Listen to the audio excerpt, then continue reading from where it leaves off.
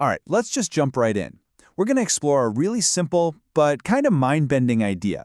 What if the way you see the world, what you consider totally normal, is actually the exception on a global scale? Seriously, just think about that for a second. Imagine the everyday stuff you do without a second thought. What if tomorrow those things were suddenly seen as risky or even forbidden? Now, this isn't just some abstract question. For a lot of people, that's the reality the second they step into another country. And that feeling, that little chill, that's the key to understanding something much, much bigger. So, we're going to start by flipping our whole perspective. We often think of Japan as a sort of baseline for how things should be. But for this explainer, we're going to treat it as what it is, a really fascinating case study, a society built on a completely unique design. Okay, look at this. This is where it gets real.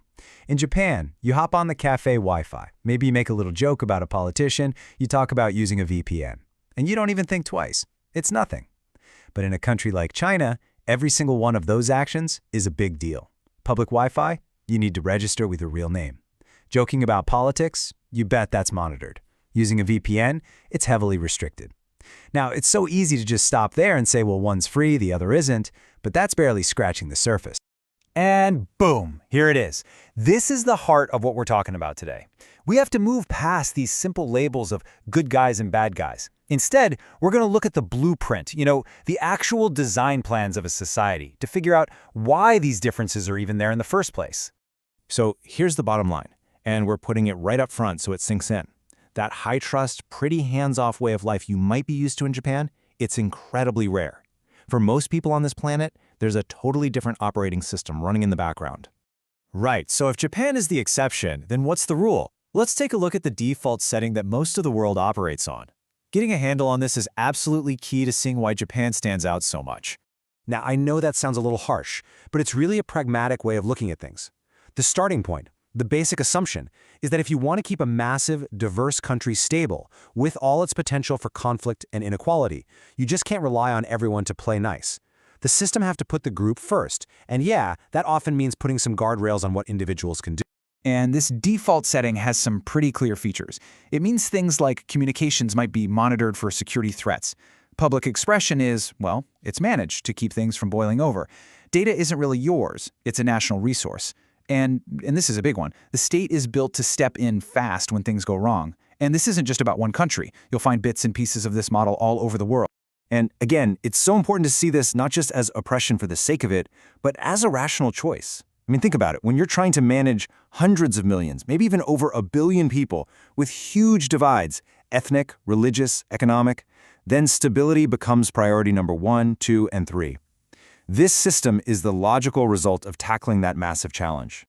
Okay, so we've got our two models on the table now, the Japanese exception and the world standard. So let's break down the three fundamental philosophical differences that create such wildly different experiences in daily life. First up, freedom and order. The Japanese model has this implicit trust in you. You are free, and it's basically on you not to mess things up for everyone else. The standard model, it completely flips that. The state builds the walls of order first, and only then are you allowed your freedom, but it has to be within those walls. Second, what's the role of the individual versus the state? This analogy is just brilliant. In Japan, you can think of the state as a stagehand, working quietly in the background, making sure the lights are on so that individual, that's you, can be the star of the show. Your life is the main event.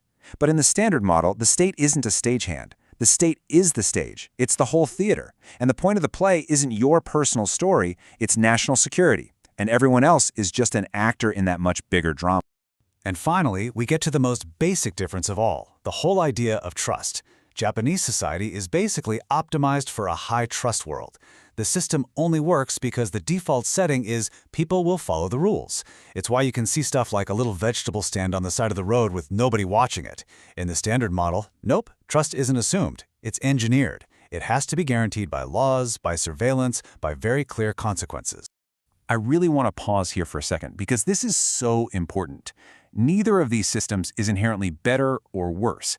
They're just different solutions that grew up to solve different problems in totally different environments. It's about adaptation, not about who's morally superior. So, with all that in mind, how do we get past our own gut reactions to these differences? let's try to shift from just feeling a certain way to actually understanding why we have those feelings in the first place. This is such a common gut feeling, right?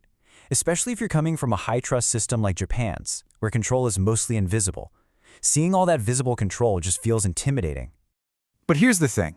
That fear often comes from the fact that the systems of control, the cameras, the constant registration, the rules, they're all right there in your face.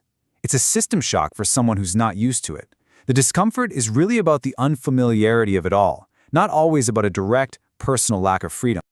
Now, on the flip side, someone from Japan might travel somewhere else and just think, wow, this place is a mess. You know, it seems chaotic, disorganized, things don't run on time. But the explanation here is that it's not just messy for the sake of being messy. It's a whole different set of priorities. In a lot of other cultures, being flexible, being able to adapt quickly, and making fast decisions is way more valuable than sticking to a rigid plan. So what looks like chaos is actually just a different kind of efficiency. And this one's more of an internal thing. When faced with these other systems, some people start to think that maybe there's something wrong with the Japanese way. The people aren't assertive enough, or they can't handle the real world. But that is totally missing the point. It's not a weakness, it's a specialization. People in Japan are highly adapted to thrive in this very unique, high-trust world. And that exact quality is what people abroad often see as trustworthiness, diligence, and reliability, which are massive strengths. So, when we put all these pieces together, it lets us build a completely new way of looking at the world, one that gets way beyond simple black and white thinking. So, look, if you take away just one thing from this whole explainer, let it be this. The world isn't a simple fight between good guys and bad guys. It's more like a giant library filled with different blueprints, different design philosophies for how to build a society. And that's the last thought I want to leave you with. The second you truly get this, the world stops being this flat, boring map of good and evil. It suddenly pops into 3D. It becomes this rich, complex landscape of different choices, made by different people for different reasons. And understanding that landscape in all its fascinating complexity is the real first step to actually navigating it.